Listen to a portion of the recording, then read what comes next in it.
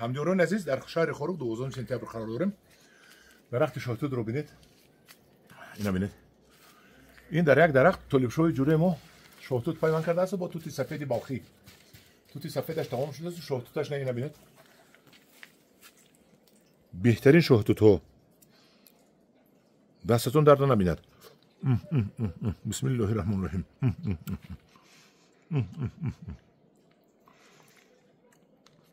راحتی جانه کودکی من دستت خون نشه.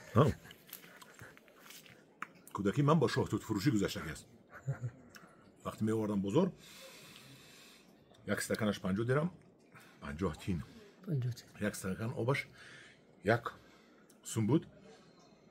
آبش رو اساسا جهوتا میخوردن.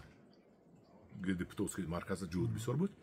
یهودی ها آبش رو ویا میدونستند، خون رو تازه میکرد. آبش رو یهودی ها میخوردن. توتش رو با خودمون تاجیک‌ها خودمون میخوردن محلی. ببینید چقدر این روحتی جون بوده. هم دورو نزید مرا خوردنم در کور نخورم اگر پچق نشد. بخشش از ما استاد بخشش گپ شما رو برم. این انگور پر سلمون شما دسترس کردین. این همینجا دو شاخه هم اگه بسته است. این نمیدونم کدام نوع است. این است.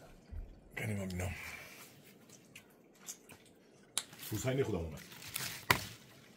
نوی حسینی محلی. همجوران عزیز من خانه طالب شما مهمانی آمدیم، شاهتوتش رو خوردیم. یک جان تشکر. به دقتتون رحمت.